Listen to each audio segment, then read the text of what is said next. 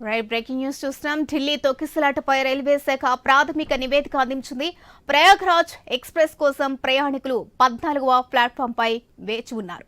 ఇక రైలు రావడం కాస్త ఆలస్యమైంది. ఇంతలోనే ప్లాట్ఫామ్ 12 పై ప్రత్యేక రైలు వస్తున్నట్లు అనౌన్స్మెంట్ చేసింది రైల్వే శాఖ. దీంతో ఒక్కసారిగా ప్లాట్ఫామ్ మారేందుకు ప్రయాణికులు యత్నించారు. ప్రయాణికులు ఒక్కసారిగా అటువైపు కదలడంతో మెట్లపై తొక్కిసలాట జరిగినట్లు రైల్వే శాఖ నివేదికలో పేర్కొంది.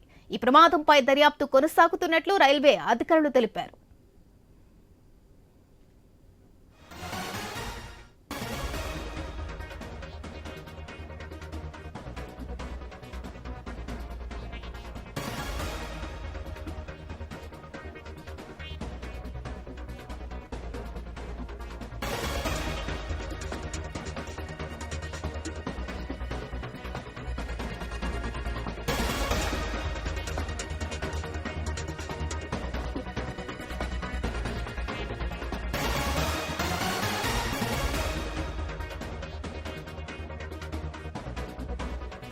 ఢిల్లీ తొక్కిసలాటపై రైల్వే శాఖ ప్రాథమిక నివేదిక అందించింది. ప్రయాగ్రాజ్ ఎక్స్ప్రెస్ కోసం ప్రయాణికులు 14వ ప్లాట్ఫామ్ పై వేచి ఉన్నారు.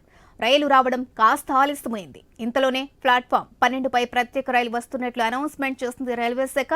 దీంతో ఒక్కసారిగా ప్లాట్ఫామ్ మారేందుకు ప్రయాణికులు యత్నించారు. ఇక ప్రయాణికులు ఒక్కసారిగా అటువైపు కదలడంతో మెట్లపై తొక్కిసలాట జరిగినట్లు రైల్వే శాఖ నివేదికలో పేర్కొంది.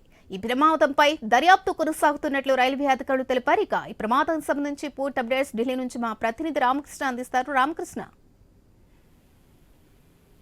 ఇక న్యూఢిల్లీలో సాధారణ పరిస్థితి నెలకొంది. ఇక్కడ చూసుకున్నట్టుగా అయితే మాత్రం రైల్వే స్టేషన్ లో నార్మల్ స్థితి వచ్చింది.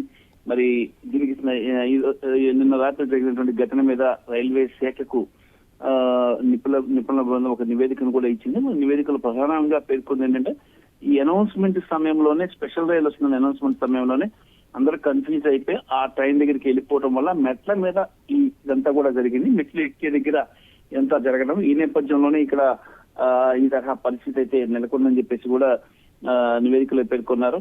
మరి అయితే ప్రస్తుతం అయితే మాత్రం 18 మంది చనిపోయినారు, దాదాపుగా ఎక్కువ మంది గాయపడ్డారు. మరి వీళ్ళందరికీ కూడా